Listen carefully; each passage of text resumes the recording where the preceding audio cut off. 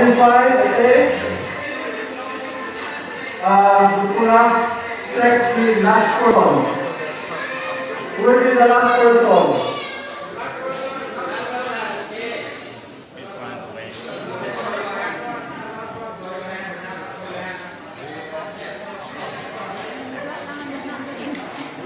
Okay? So you just roll the empty bottle. Just roll, don't kick. Until you reach here, then come back and tap the next person. No kicking. Just roll. Okay? You get it?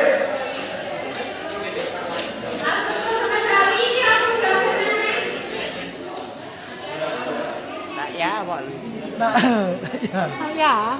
đại giá ừ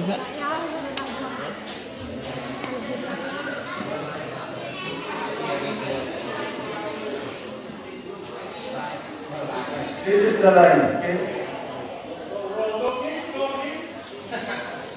So this don't kick, you have to roll it. Okay? This explains your team. Don't kick. So you roll it here. Reach to this point, and then you go back, roll, and change the people.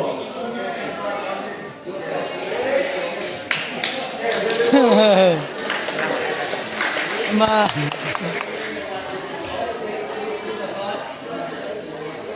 Okay?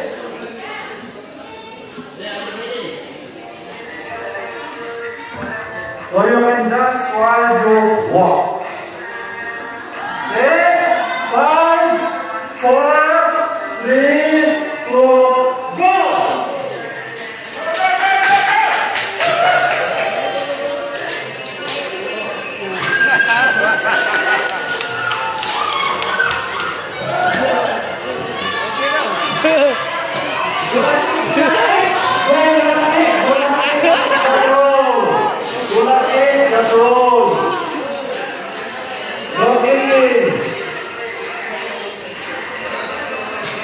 bố đừng ra bà ra đừng ra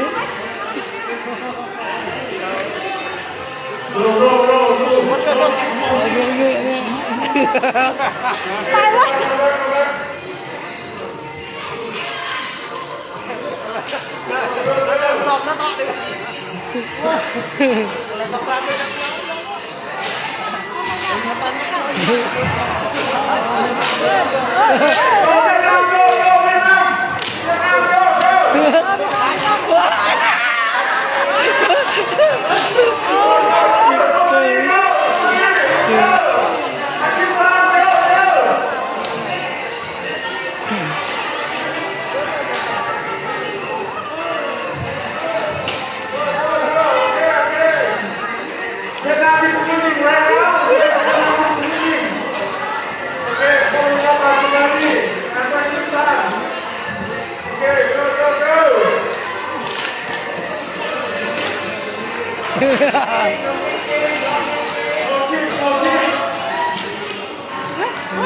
Kerak lah tengok.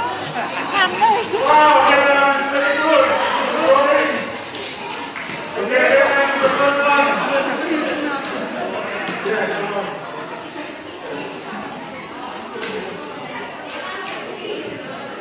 Vietnamese group, please take your gift from here.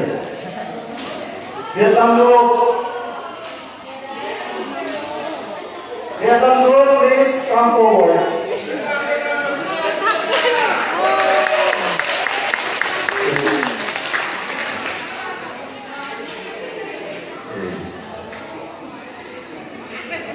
Ada kau nak belum? Oh, tak. Look.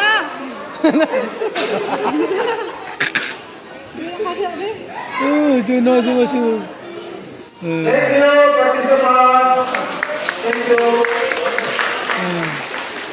Second thing, we need other participants to join. Also, 5 numbers.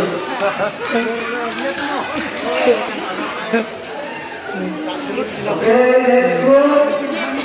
5 more participants.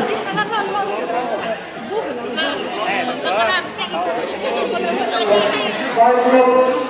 participants.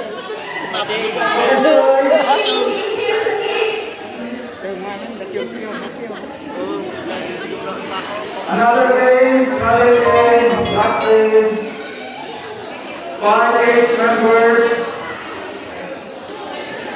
5 age members. 5 age members. lên lên lên Okay, 5 age members, please join. This 8 groups. 8 groups. Please join. You want to say Hands to the- join. Hands to join. Please join. This is for us. vào đây ờ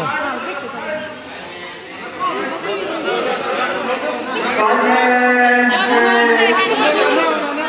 Please 8 groups. Please join. quay ở đây nó quay này à, quay quay như cái lô là Please join. quay ở It's free. ở nè quay tiếp là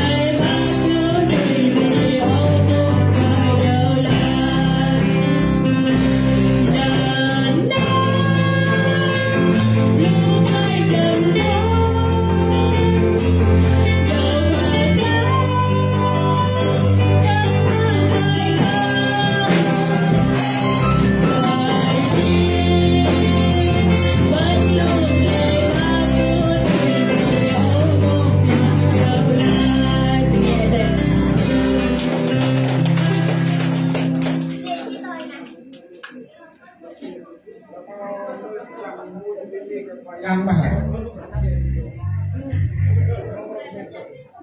Sene tamu dari senau ke Kelenjer, sene kau dari Kelenjer.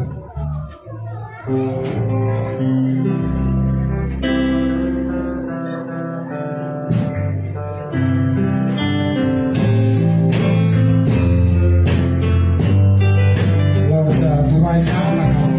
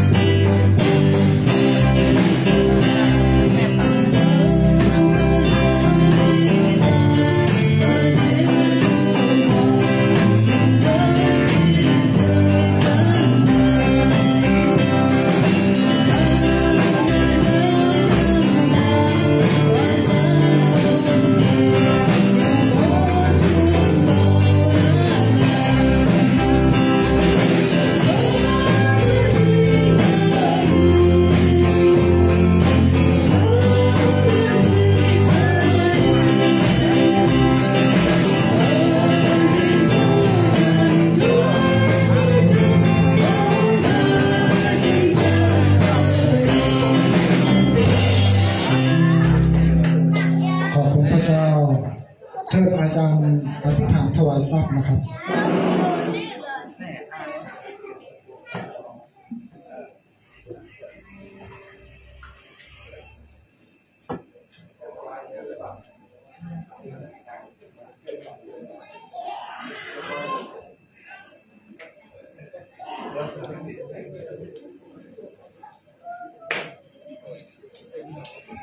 เชิญอาจารย์เลยครับ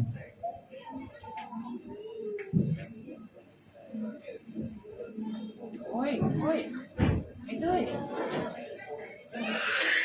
ค่อยนึกว่าจะมาถวายทรัพย์พี่น้องทั้งหลายครับ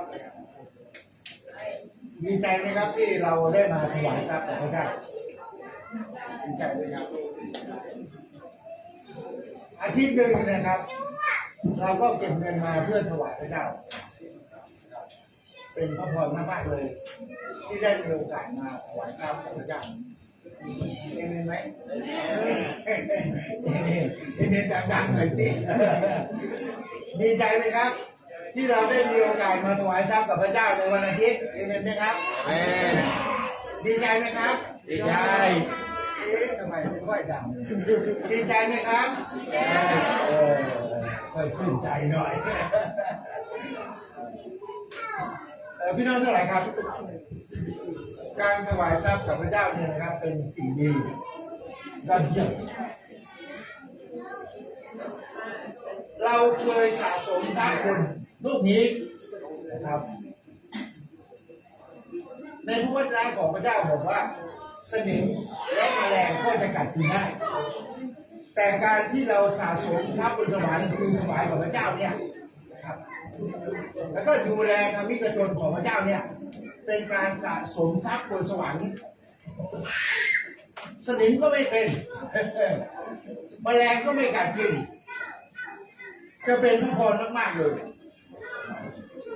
เวลาเราขึ้นไปอยู่บนสวรรค์สง่าราศีของเราก็แตกต่างกัน ตามที่เราได้ทำดีบนโลกนี้เองนะครับ เรามาถวายกับพระเจ้า เราเท่ากับกำลังส่งเสริมขยายอาณาจักรของพระเจ้าออกไปเองเห็นไหมถ้าหากว่าเราไม่ถวายคริสตจักรเกิดขึ้นได้ไหมครับไม่ได้ เพราะว่าเราต้องเปิดไฟต้องค่าน้ำค่าไฟค่าใช้จ่ายค่าเช่าสถานที่ทุกสิ่งทุกอย่างต้องใช้เงินการประกาศข่าวประเสริฐก็ต้องใช้เงินถ้าพวกเราไม่ช่วยถวายกับพระเจ้าไม่ได้มีส่วนในการพระราชกิจของพระเจ้า